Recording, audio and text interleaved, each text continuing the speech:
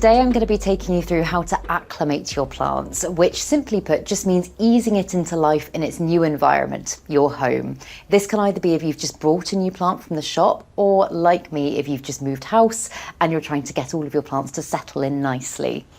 A lot of the time when you buy a new plant, it will have come from a specialised grow house, so something with controlled heat, light, temperature, you name it. A lot of the things that we don't typically have in our own homes. But there are some things that you can do to keep it happy.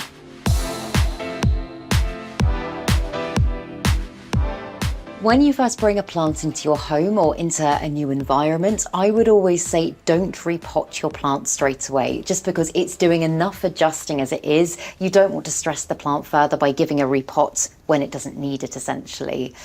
There are circumstances in which I would say don't follow this rule. Like, for example, if there's lots of browning on the foliage, if the roots are literally pouring through the bottom of the pot, if there are signs that you think something needs to be dealt with soon, then I would, of course, obviously listen to the plant. But yeah, if the plant looks pretty good, I would say leave it another week or so and then come back to the plant once it's had a chance to settle.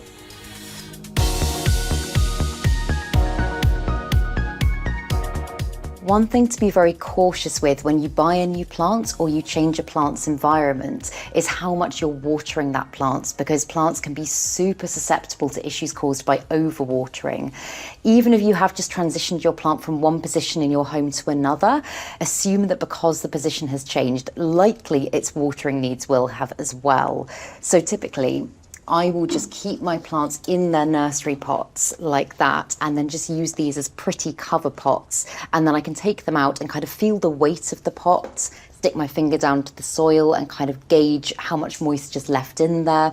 And from that, and knowing the needs of my plant and how much water it actually likes to receive, it gives a very good indication as to whether or not it's actually time to give that plant a drink.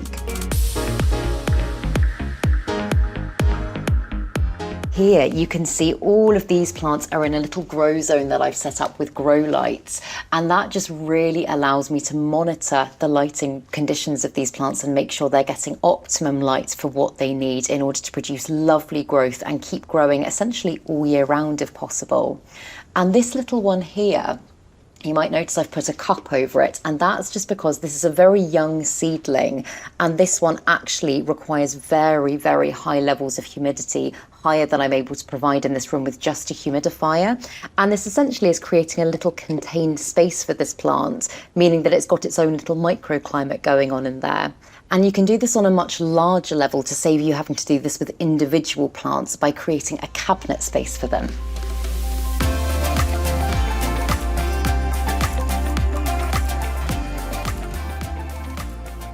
So this cabinet actually wasn't made for growing plants at all. I've just converted it into a grow cabinet. As you can see, I've got grow lights in there. You can add in humidifiers and heat mats and other elements like that to just really kind of keep everything contained in this nice sealed space. And although this is a perfect space for acclimating plants, it can also just be a really great way to grow a lot of tropical plants if you are looking to keep those conditions really, really boosted. And today I'm going to show you how you can do this yourself at home on a slightly smaller scale.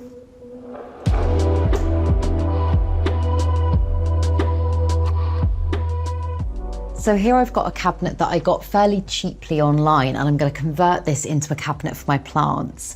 And at the moment it's got lots of big kind of gaping gaps in it. So the first thing I'm going to do is I'm going to seal this up so that it just creates a nice kind of trapped, humid environment, hopefully. So for this, I'm just going to use sealant. You can use silicone. So I'm just going to run that round all of the gaps.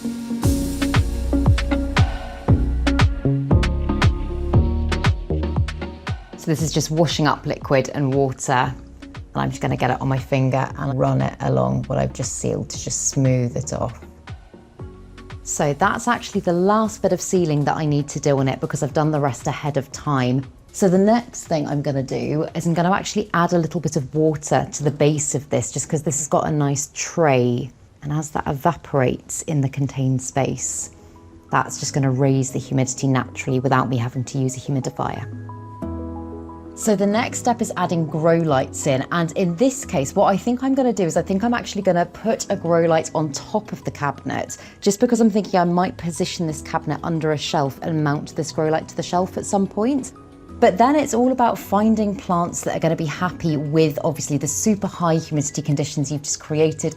This one's a begonia, and actually all of these ones here that I'm popping in are also species of begonia, but ones that thrive in very high humidity and are going to love the light in this cabinet. And then this little one is a plectranthus, and this is a Drimonia cherrybagana. So let's turn the lights on. There we go.